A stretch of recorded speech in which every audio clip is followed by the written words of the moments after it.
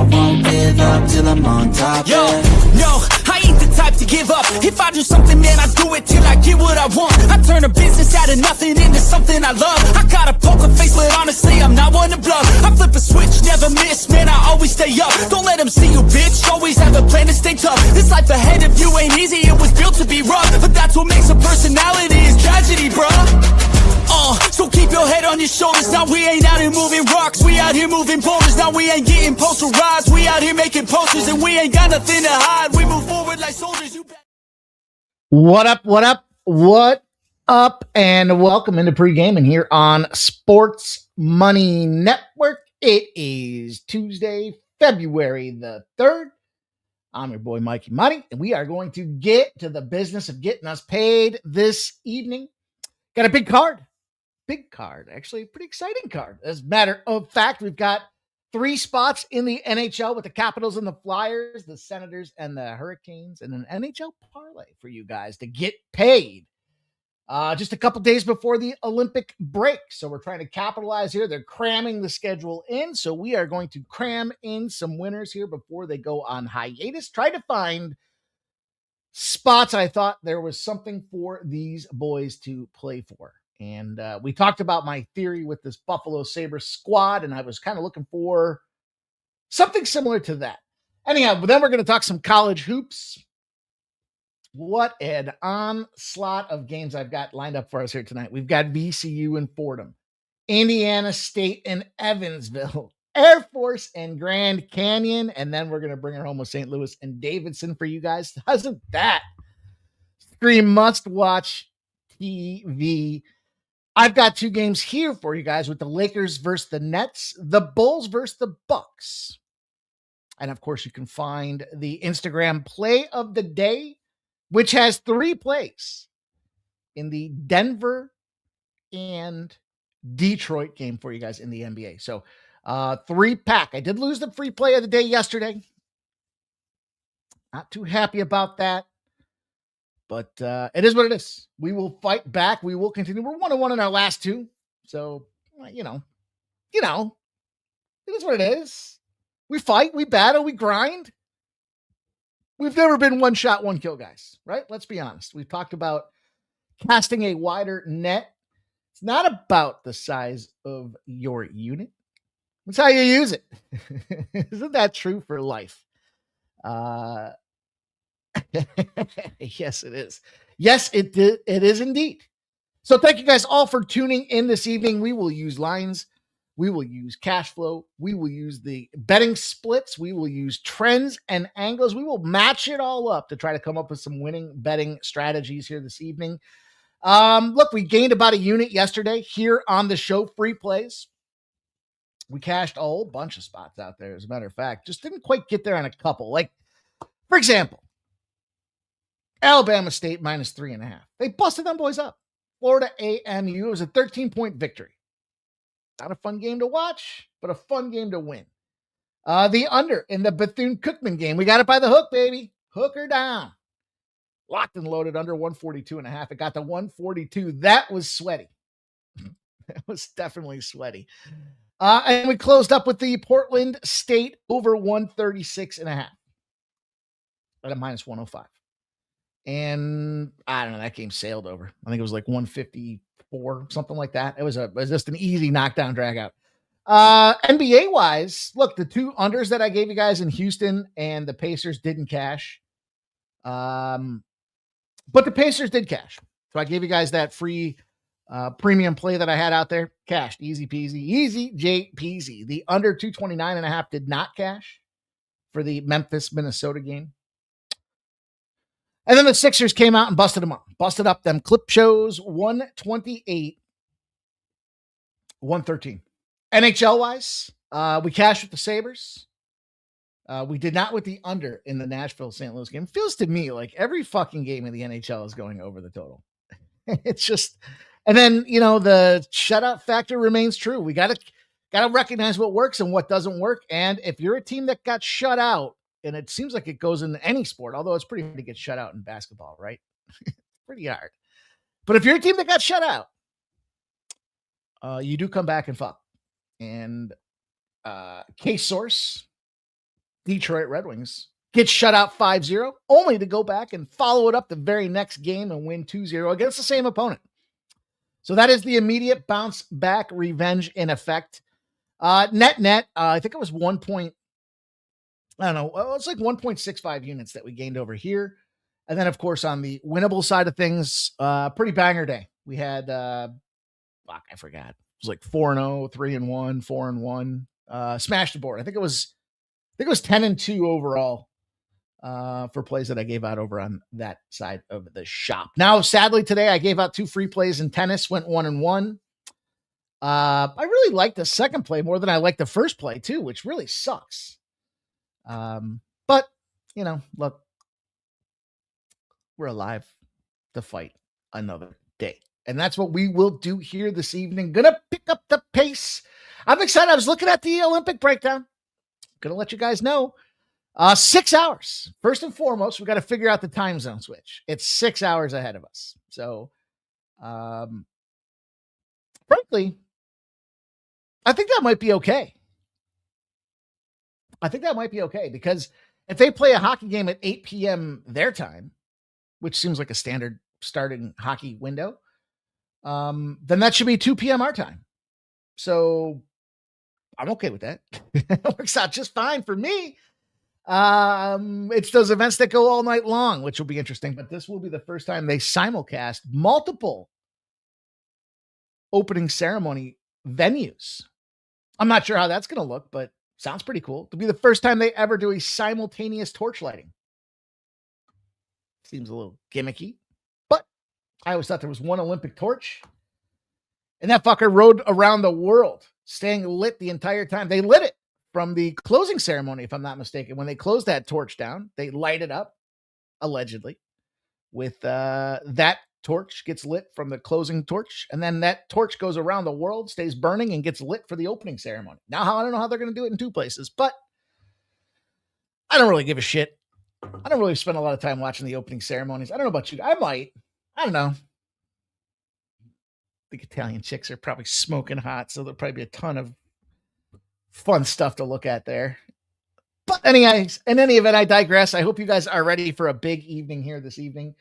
We're going to find a way to get us paid here. I know we're going to have this multi-week break in the NHL, so you got to check your books out and make sure they've got Olympic betting. I don't want to slow my system. I don't think I fixed the system, by the way. I was on the horn last night with the cable company. They're like, we'll send you a system restart. System fucking restart? What am I, 3? Is this the first time I've ever had to deal with the internet issues? Come on. That's a fucking amateur hour? I was like, you got somebody else I can talk to? That's my first question was. They asked me if that was okay, and I asked if there was somebody else I could talk to. Sadly, it didn't make a difference. But I guess we'll see. We'll see if we can get through it tonight. But I still have some more tricks up my. I got 4 more tricks to pull, and I don't want to have to do the last one. The last one's going to be labor intensive for yours truly. But as far as Olympic betting is concerned, make sure you do check your books because we've got alpine skiing, we've got downhill skiing, slalom skiing, giant slalom. We've got curling, we've got bobsled, we've got biathlon. Luge, we've got mountaineering, speed skating. Man, oh man. That's just a list of few of the events that we are going to get involved with here. The biathlons are always a good time out there. So check them out. If you've got some of them legal books, should be good to go. DraftKings, FanDuels, Bets, whatever's.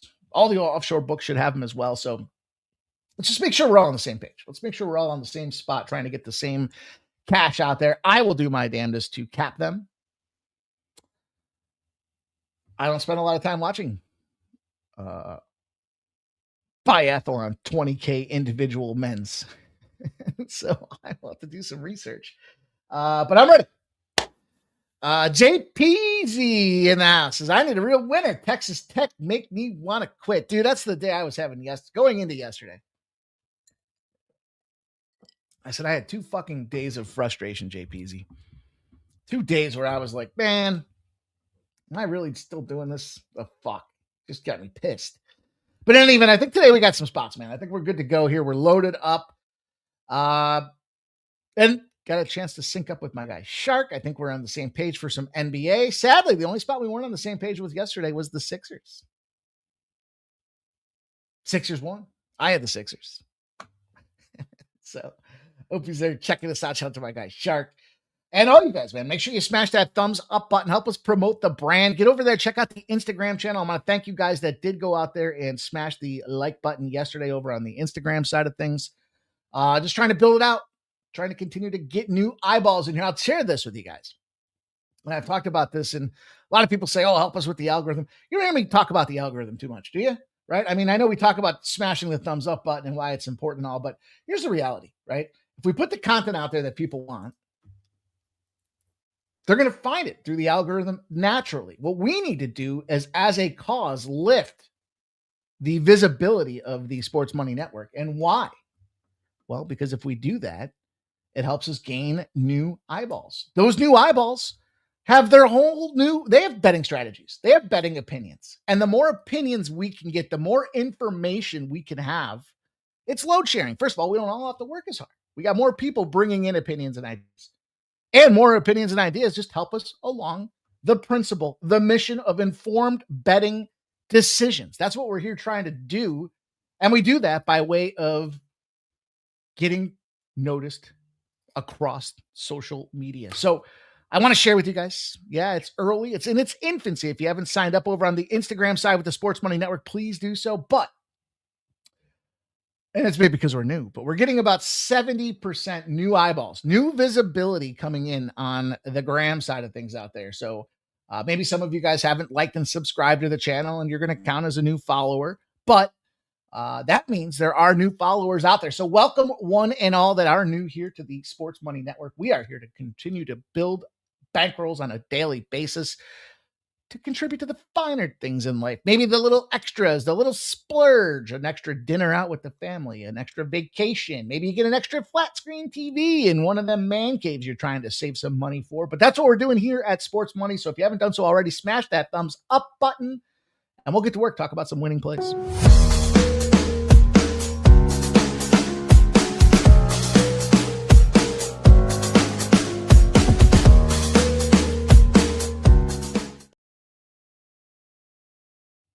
Shout out to one and all. Let's get those best bets in the chat. I want to see what you guys have. This is my favorite part of the show, is seeing what you guys are on. And hopefully we're not head-to-head out there. I see Blake M is checking in. Says, good evening, Mikey and everyone. Let's get them coins, says Blake M. Peter Gracia is here. Nicholas Handy. James Parm says, let's go Lakers. James Parm likes the Lakers. 9 Legacy, get the paid in full parlay. Missed it by 1 yesterday. Nevada on the spread. SMU on the spread. Rutgers on the spread. I believe that's UNLV on the spread. For our guy, 9 Legacy, the paid in full parlay. Irish Kings here. Josh 4976 is here. He says, give me Denver money line. Don't overthink it. I like that, Josh. I like that. I think it's that game to me felt a lot like the Pacers game last night. Now, the Pacers didn't get the money line, but it's still pretty freaking good. He likes Toronto money line. The 76ers money line as well for our guy, Josh 4976. Josh, welcome in and thank you for sharing, my friend. Irish King says, I turned 100 into 600 on roulette, then ran away. Smart idea, man. It's a smart idea, especially in roulette. Stop Geo Engineering's checking in here tonight. Says, good luck tonight, mofos. There's Robert McCormick. Says, greetings and salutations. I appreciate all you guys being here tonight. Let's get to the plays. Let's get you guys locked and loaded and see if we can get up out of here and try to make some cash. You know what I'm saying? Cash rules everything around me. Cream. Dollar bills, y'all, as we look to lock into the NHL here. So I'll share with you guys some sharp respected betting information. And I'll give it to you guys on all the sports here. This one was the first spot. So sharp respected betting report. They track where are the sharps betting, and individual bettors as well are built into this algorithm and this display document that I receive. And tonight is the night that they fired on these Philadelphia Flyers. You know, so the funny part about it is when you look at a team like this, and I got a couple of these. tonight especially, I told you guys, it just kind of feels like capping the card as long as I've been. You find some themes, right? Like some nights, like last night, I forgot who it was that said, I hope you're on some of these dogs. Yeah. And some of them dogs were barking for us, right? Some nights it's favorites. I've talked about this with the UFC card. If it starts early with dogs, it's dog, dog, dog, dog until it flips. And then maybe it's the main card where it flips to favorite. It's like sometimes just things run in bunches. And tonight, the feeling I got was weird lines. Tonight was the weird lines night. And then as I started breaking it down, trying to evaluate and explore the angle of weird lines, guess what? I found a shitload of trends to validate them.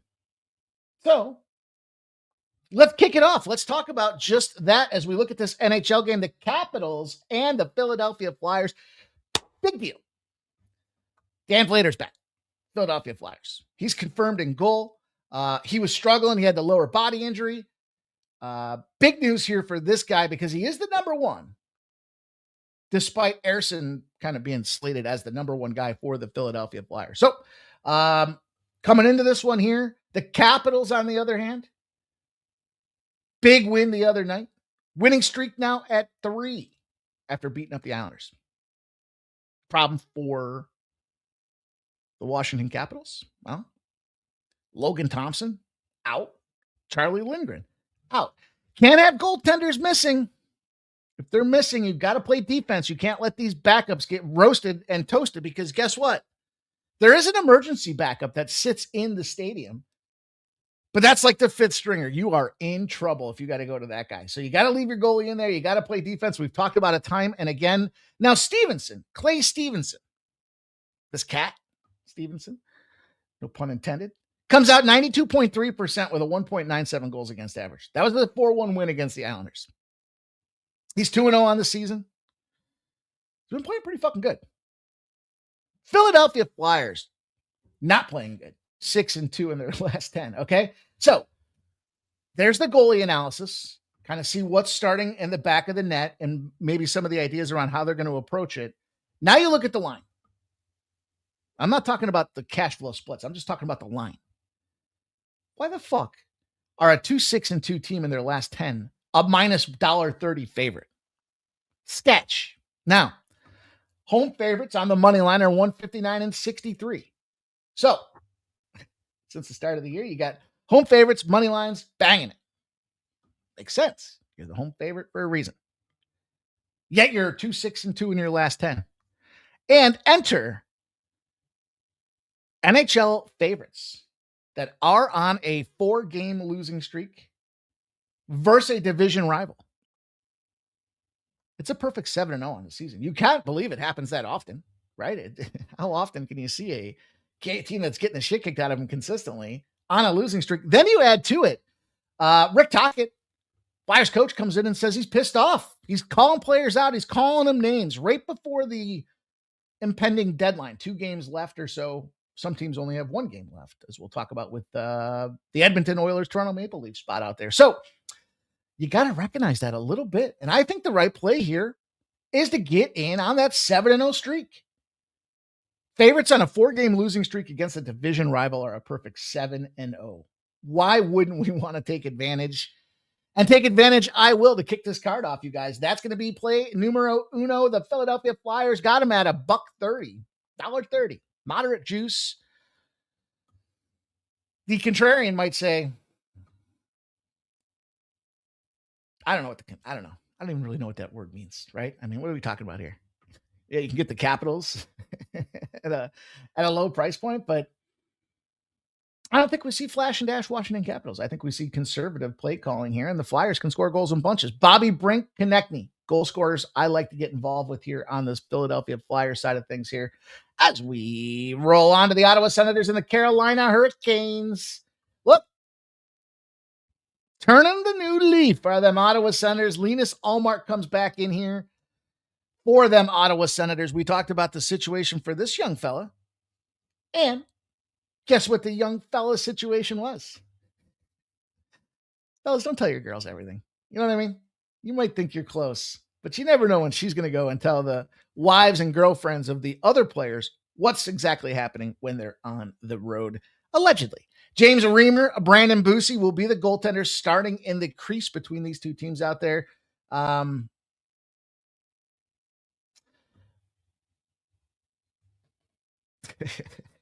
Carolina Hurricanes. Boosie, I mean, it's a defensive-oriented team. It's Carolina. It's the capital of the fucking East Coast when it comes to unders. I talked to you guys about it. The LA Kings 3-2 that last game out there. Boosie only had to save 11 shots on 13. So he's got a 90.4% save percentage. They're 21-3. And they probably should just spank this Ottawa Senators team. James Reamer should be the starter on the other side of things here. I don't know. It doesn't really faze me. Here's the way I want to approach this game. You got two low-scoring teams. They're playing defensive-oriented puck out there, and that's the way I wanted to look at this game, was to take an under. And I know I just talked at the start of the show and saying I feel like I keep getting my nuts kicked on these unders, but look, the Islanders are giving up just 1.8 goals a season at regular strength, and they're only scoring 1.5 goals a season. So the current form, Pittsburgh Penguins have been doing okay. They're scoring, but their defense is great. And this is kind of what the idea was for Pittsburgh when they brought in that general manager, was to get defensive oriented. They started off the season. Sidney Crosby was firing away. They make the goaltender trade, and then kind of shift, boom, bang. They're starting to play some defensive puck out there with an offense that's got a really great breadth of participation right now. So Pittsburgh's an ultra dangerous team. Whoops. Sorry, I was giving you guys my analysis on one of my premium plays. Well, now maybe you know. But in any event, to me, it's 6 and 1.5 a dozen the other. These are both, when it comes down to it, just teams that are ultimately defensive oriented, slow going because of the goaltending situation coming up here. I know it's unders, and unders are scary, but I think this Carolina Hurricanes team at home continues to find. I mean, they're first place in the Metropolitan Division for a reason. You look at it, they score goals, but look at their recent performances. Yes, they had a 3 and a 4 in there, but 2 goals against the Kings, 1 goal they let up 1 goal against the Senators, 1 goal against the Sabres, 1 goal against the Devils, 1 goal against the Florida Panthers. They got shut out. I mean, this team certainly goes out there and plays defense. So let's just keep it simple. I fucked that one up. But I don't care. I think the goaltending changed. We're contrary to popular opinion, right? The public comes into this thing and thinks, well, they're backup goalies, and so they're going to get a lot of scoring. And that's just not the way hockey works. And that's why we've had such a sustained success run, because ultimately we have to fade what the public would be thinking in this process. AOD's in the house. Nasty Nate says, did someone steal your contacts? Dude, I had to get the goggles. He looks at Celtics second quarter. Shout out, Nasty Nate. I sent you a message earlier. My guy, Voos, baby, Vucevic, on his way to the seas. Trying to fix that size challenge they're dealing with. And Adden, I mean, look, he's not afraid to get a couple threes in his own right. Why not? That was a big pickup for the Celtics. Mr. Weskers, appreciate you, my dude. AOD. Thanks, you guys. I told you, man. I got tired of not being able to see. That's what it came down to. Just fucking straining. And then when I pop them off and I'm looking at the screen, it's like, whoa, man, that's really what I was fighting through compared to where we're at today. Fuck it, man. Let's go. Here's the parlay for the day in the NHL. And you're going to look at it and say, you're crazy. You're going to fade these Buffalo Sabres. And I'm going to tell you, yeah. I played them the other night. I cashed on them. Faded them the other night. I cashed on them. So, yeah, I'm pretty dialed into this Buffalo situation right now. And they've got a rest advantage in Tampa Bay. They're red fucking hot right now. And so, yeah, I don't need to get really too far into the weeds here. If you want a rested team versus an unrested team with a total of 6.5. So think about this. Rest advantage, 6.5 says the league expects goals. Well, the team with the rest advantage have won 7 in a row. They're 8-2 in their last 10. They're 230-84 on the season. So yeah, I'm going to take a shot because I do believe in First of all, the Lightning being a $2 favorite, sure. $1.90 favorite, sure. But I don't want to mess around. So, like, I thought about the puck line. I thought about the regulations. I used the regulation on another spot, but just Buffalo's so fucking sneaky. And I could see him just being that one goal oriented. Like, two things wouldn't surprise me. One, Buffalo gets blown the fuck out of this game 7-1. That wouldn't surprise me. Also wouldn't surprise me that the Tampa Bay Lightning start off with a 3-1 lead and then Buffalo goes bang, bang at the end of the game to tie it up and they go to overtime. So I just thought the prudent thing to do in this case was to tie the Tampa Bay Lightning together with another team that finds themselves in a rest advantage versus a team with the second leg of a back-to-back. That's the Edmonton Oilers. And you got not only the rest advantage,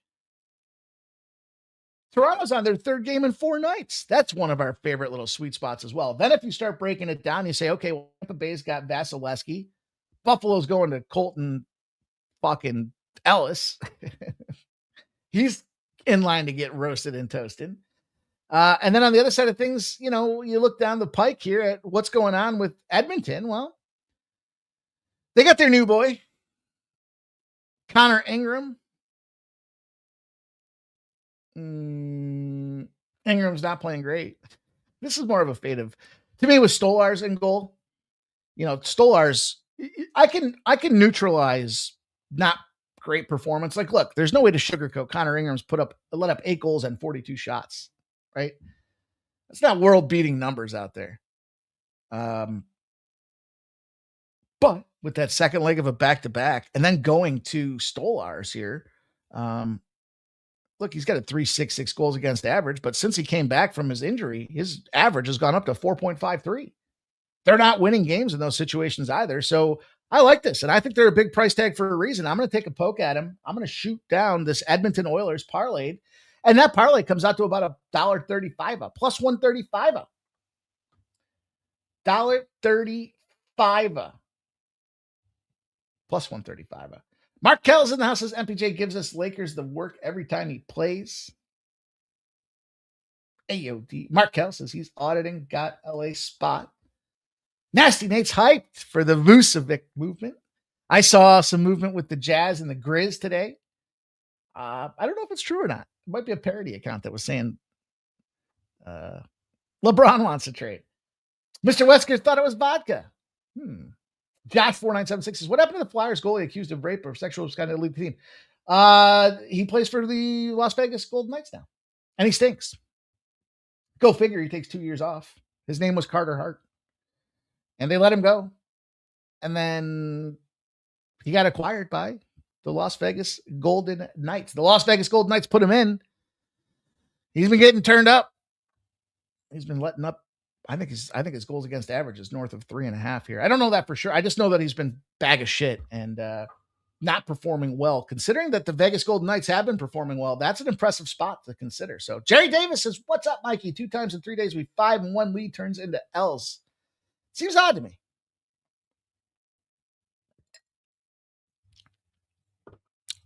Which game are you talking about? 6-5 final last night in the NHL. Is that what we're looking at? Was that the Predators against the Blues? I don't know. I told you guys, I think this is that time of year right now with this upcoming Olympic deadline, if you will. The Olympic deadline got these boys all screwed up. Blake says, you're a professor of sports betting. You look the part with the spectacles thing. I've worn glasses several years and love seeing. Yeah, dude, I prefer to see than not see. I give you guys the see. 7-hour shows when we go live for the UFC on Saturday. Probably not, because I'm watching the game, and my eyesight for watching the game is just fine. So Jerry Davis says, yeah, and the Tampa game outdoors. Yeah, dude, I know. And this is Tampa. Bounce back. I mean, they're getting busted up. They didn't quit. I like this. I like this parlay tonight. So Tampa and Edmonton.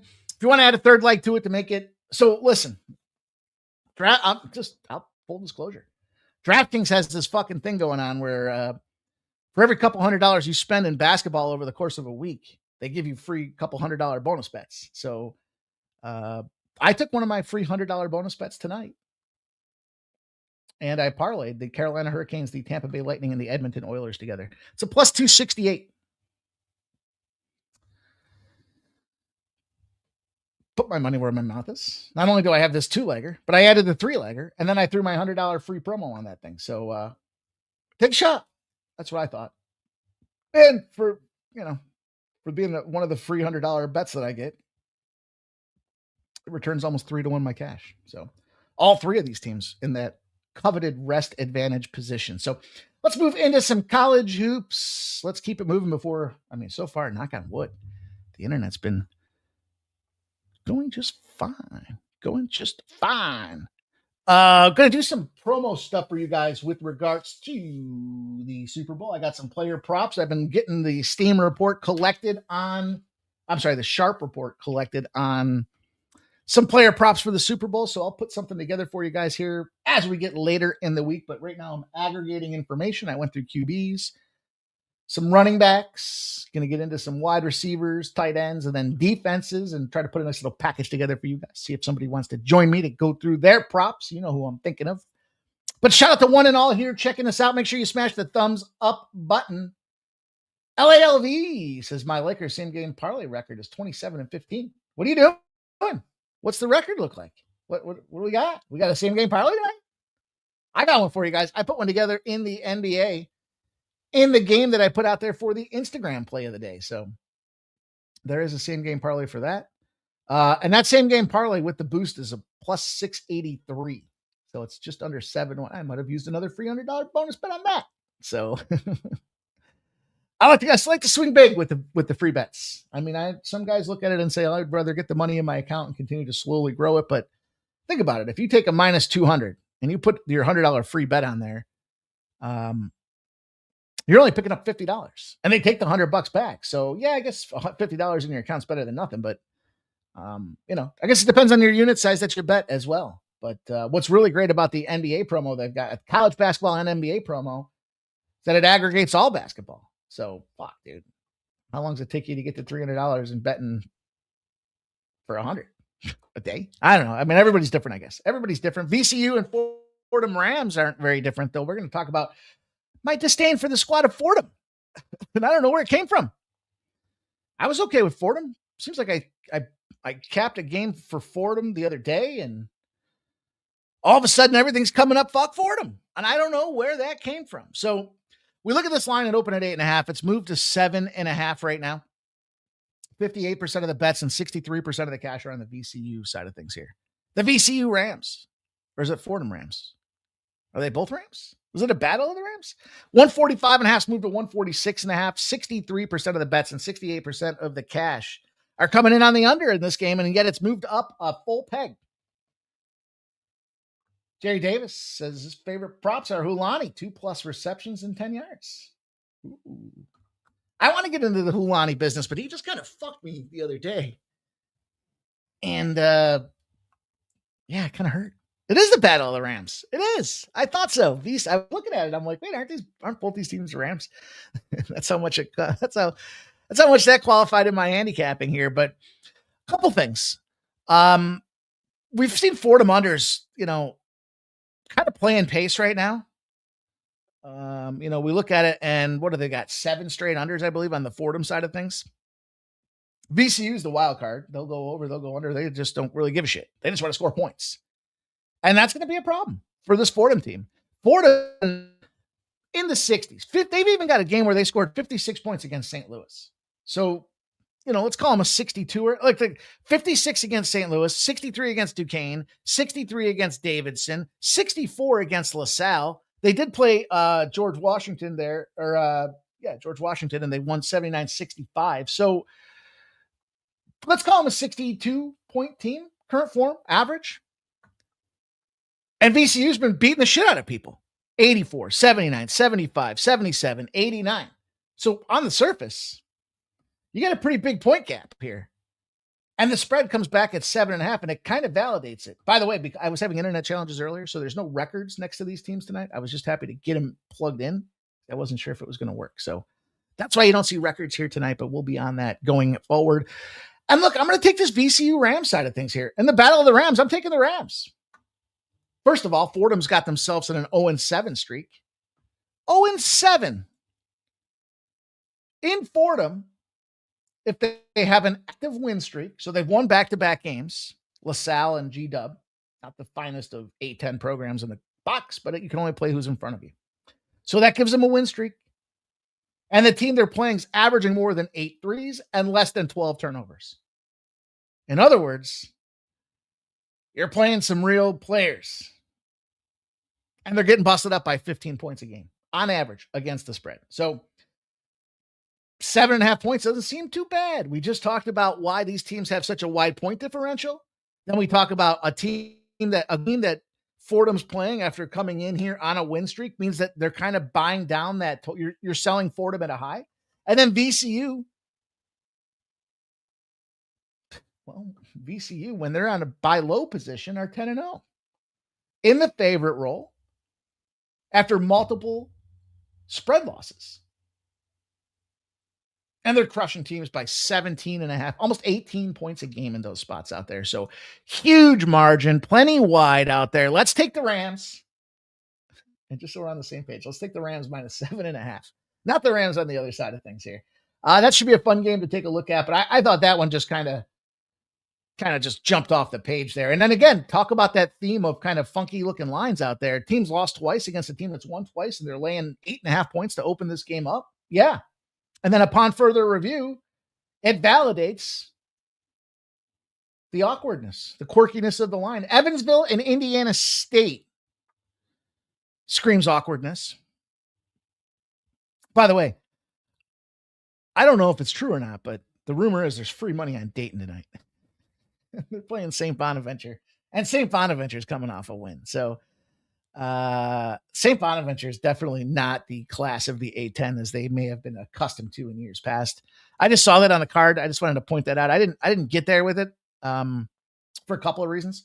One, it's a New York school, so I got to go to the local, and then to get enough money down. I told you guys my situation with the local. To get enough money down on it, I got to call them, and it's just fucked up. It's not user friendly. So then I got to tell me what your angle. It's a fucking interrogation. So I didn't get there with it. But Indiana State and Evansville, I got there with this one, and I don't have to deal with any exceptions for New York State businesses here or New York State colleges. Indiana State and Evansville opened up at minus 1.5. It's flipped, and now Indiana State's a small dog with 89% of the bets and 83% of the cash on the Evansville side of things here. But the way I want to look at this is the total. So the total's open at 144.5. It's moved to 145.5. 58 and 59 are the percentages on the under. 58% of the bets and 59% of the cash. You're a braver soul than I if you're going to try to get involved in this game because both these teams are losing. You got Indiana State currently, I think it says 6 straight losses. Let's see. Valpo, UIC, Drake, Bradley, Murray, their last 5. Evansville, UNI, Drake, UIC, Bradley, all losses to this Evansville side of things as well. So, you might say, well, what are you thinking about in this game? Well, I kind of thought Green and Vorst are injured on the Indiana State side of things. Porter's injured on the Evansville side of things. I mean, guards and centers are some key roles when it comes to the college game. And so I was looking at this thing going, well, boy, why can't we see some unders from 2 shit slop teams out there? Are they going to go out there and throw a 100-99 game at us? Well, history says no. We've got a 146.5 in Evansville. If the total's 160 or less, 43 and 29 to the under. They're 7-3 in their current form. So while we've got 2 shit teams that can't find a way to win, why try to pick a winner? You know what's amazing? Despite the fact they can't find a way to win, Indiana State's 13-8 against the spread. That's kind of surprising to me. Evansville's a 10-10. That's not really that surprising to me. But I like this. And if you want a little bit more of an edge to the under on top of that here, I talked about Evansville. They're 4-6 at home to the under, in favor of the under at home. Indiana State, 7 unders to 4 overs out there when they're on the road. So I think we've got an opportunity here. If I was going to play a side, I'd probably have to get involved on the Indiana State side of things here. I don't think I'd want to be laying points with these 2 teams, but I do like the under. And I do like the spot that I was able to grab this under at, given that I don't think either team really goes out there and does shit for shit. 146.5 seemed like a fair number to take here for probably a game that sees, 72-65, something like that. Let me write that one down. Sometimes we throw these totals out there. I like to see what happens. All right. Let's see what you guys have to say about that. Scott's in the house. He says, would you go Fordham team total under? Yeah, why not? Why not? Just recent performance. I watched I've watched back-to-back Fordham games here, which is fucking disgusting. So yeah, watching the way that they play. Yeah. I mean, it's usually not on the big screen, but I've got money. It seems like I told you, this is like the third game in a row I've been involved in Fordham. So yeah, I would consider their team total under. LALV says, well, for LBJ over 20.5 points in the same game, probably not under. Jerry Davis says, any thoughts on the Bonnies? Yeah, I think it's a free square to fade him. And Jerry Davis says, Dayton has been asked for a month. Yeah. I just don't think this is so keep in mind, right? Wasn't it Woj that left?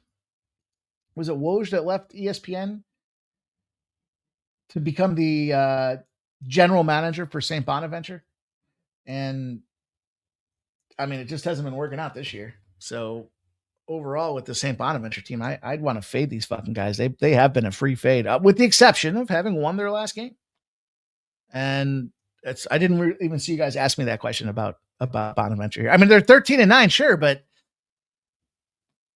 I don't know. I mean, look, if you want a system play, I'll give you a system play.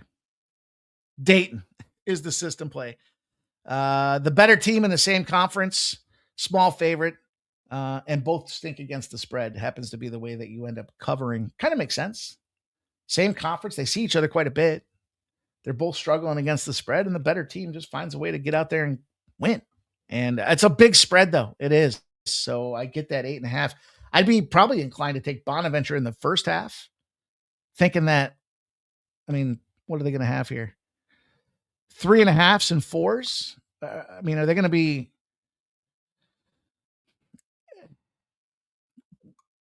When Dayton's laying 7.5, right? It's 4 buckets they need to win, right? So now when you look at the first half and they got a 4, they're going to need 3 buckets to win the first half. So do they cover 3 buckets in the first half when it's only 4 for the full game? Or is it more likely it takes them all game to find a way to get to that actual number of 7.5? And so the first half would be a potential Bonaventure play. The problem is it went from 5.5 down to, there's a 4 and there's a lot of 3.5. I don't know if I explained that right. Kind of thinking about the number of buckets. Now, is it feasible that Bonaventure goes out there and just gets their fucking barn doors blown off right away? Yeah. It's a bad team this year. Sure. 7-7 is Dayton at home against the spread. 5 St. Bonaventure on the road. But Bonnie's run the over on the road. So I would be inclined to take Bonaventure first half. Duquesne's the win that they had there. I think Bonaventure first half. That's the way I would take it. We'll see what time we get done here. If I can get that in as an official play, maybe I'll take that one. I kind of talked myself into it. Like if I sit there looking at a game long enough, I'll start talking about it. Scott loves Grand Canyon tonight. Jerry Davis says, yeah, Woj is the GM. And so I thought, and Blake M says, any thoughts on the Vols game tonight? Yeah, I think Volunteers beat the shit out of them. See, so you might be saying, well, if you think they're going to beat the shit out of them, then why is that not on the lineup here? Why is that not on the menu of games here? And, I mean, I got to pick them. Got to be a little more selective. I don't like Ole Miss. And then I started looking at the spread and I saw 12.5 and I thought that's a big fucking number for Tennessee. I like the unders for Tennessee games. Tennessee under was a first cut for me across the card there. Part of the reason, I was looking at them, I was on them the last like 4 times in a row, and they've cashed quite a bit of them, but they're not comfortable. They're, they're basically coming down to the hook in some of these spots as well. So I feel like they're getting the number right. But I don't like Ole Miss. I would take the under. In that game, Tennessee. And It's 140.5 now. It's got up 3 points from 137.5. Also, I told you guys I was going to give you sharp, respected betting information. So the the Philadelphia Flyers made the SRB report for the NHL. Also, totals wise, the under in the Carolina-Ottawa game, the SRB. There we go. There's a little correlated spot for us. And then as far as college hoops are concerned, Drake at plus 9.5. The Duke game over 140.5. I feel like that's a trap, man. I've heard quite a few people talking about the over in that Duke game today. It's up to like 142.5 now. It's getting a little too high. I still like it, but it's getting a little too high. Like 139.5 was probably the right strike price. 141.5 are probably good, but I mean, we're getting up there now, boys and girls. So proceed with caution. All right, let's keep going. Onward, upward. Stop, says Boston College. Is that they are ass. But Boston College is good to put a fucking clinker on everyone's backside and fuck up all their parlay tickets. So that's what I know about Boston. That's probably the only good thing I can think of. Well, not good thing, but only thing I could think of for Boston College is that they fuck up a lot of parlays. Air Force and Grand Canyon. Scott, I'm sorry to say it. This is an Air Force spot for me. I had to think about it. I had to think, do I have a grudge against Grand Canyon? Because I faded him the other day. Then I said, nah, not really. I don't sit around thinking fuck Grand Canyon. Only for-profit college basketball, or only for-profit college in the country. Minus 23.5 of 25.5. 25.5. Have you seen a bigger spread than that all season? I know Air Force is bad. They're legendarily bad. Total's gone from 133.5 to 137.5. So, okay. Look, it opened at 23.5. It's gotten to 25.5. It ain't pretty. And it's with the battle-hardened taking losses in my past experience that says to me, you know what? You can take 25. I wouldn't lay 25.5 points for much of anybody. I know we were doing that non-conference when basketball first started. And it seemed like it was the window, right? Like when they got over 32 points, they weren't covering, but they could get pretty close. Now, Grand Canyon comes in 3-1 in their last 4. Got to respect who they've beaten. You know, that was against the spread. San Diego State busted up Fresno State. I don't know why they were such a small favorite in the Fresno State game. I guess because they were on the road. 4.5 points. I was on Fresno State in that game. So this is where I came back and said, do I have a grudge against Grand Canyon? Sometimes you have to analyze when you're fading a team, why you keep doing it. So anyways, the answer was no for me. What it comes down to is this. When is enough? And so when the line doesn't look right, and you look at 25.5 points and you think, man, is that going to be a beatdown? Something doesn't look right there. The dog, off a dog loss of less than 30 points on a losing streak of more than 6 games, is the play on position. I believe it's 24-6. I'm going to take it. It's the close your nose and bet it play of the day with Air Force plus 25. Now, can they potentially go out there and get ripped up? Look, their biggest spread. Their biggest spread of the year. Now, they just had Boise State 2 games ago on the road. Similar situation, 23.5. They lost by 41. I just don't know if they do it again. Whoa, that was weird. You see that? Tell me if you play that Air Force game, you're not going to be able to pay your bills. St. Louis and Davidson will be the last college game I got for you guys in this spot here. I'll keep it short, sweet, to the point.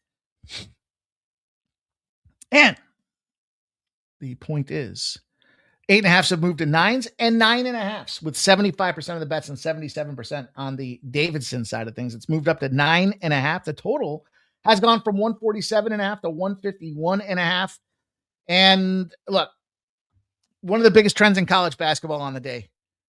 This thing keeps doing it. I bet you this light bulb's blown. Figures. Davidson in the home dog roll are 19-7 to the under. They've cashed 11 straight spots, 11 straight times.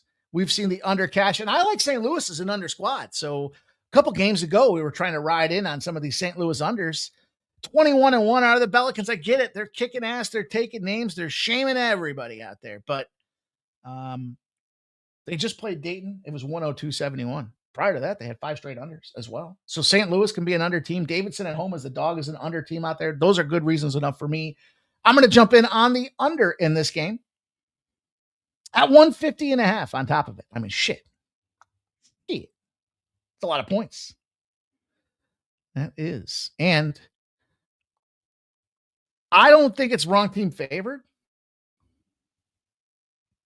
but I may be giving you a glimpse into the winnable side of things as well. So there you go. There, we're going to finish her up with 2 NBA games. We'll move on over and talk about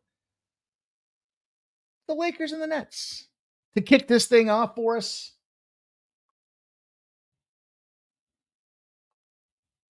oh, I see what I did. I didn't highlight the side of it. Lakers and Nets. By the way, so far so good. The internet sustaining this afternoon's show. I hope you guys are finding the same experience on your end. Okay. So the game of the day that I put out there on Instagram, the Nuggets and Pistons, and I've got the side, the total, and the player prop for you guys in there. I same game parlayed it. It's almost 7-1. The Lakers open up at 9.5. They have moved to 8.5. 76% of the bets, 67% of the cash on the Lake Show.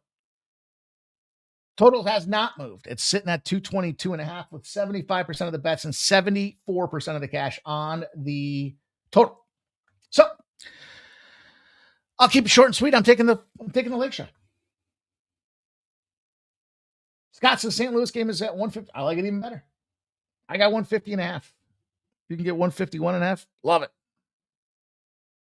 This fucking people here. I don't know how I got on this list. If the show wasn't over, I'd tell these people to take me off the list, and I do it in a very rude manner. Anyhow, I digress. I got minus 7.5 for the Lakers. Here's the thing about this game for me. I told you my theme for the card today. And I feel like it's the suspect schedule situation for the Lakers that make me want to jump on board here. They're in a revenge spot. They're first in the Pacific Division. They have been on a shitload of a road streak here. 1, 2, 3, 4, 5, 6, 7. This will be their 8th straight road game. And oh, by the way, they had a game at home against Toronto. They were on at Portland before that.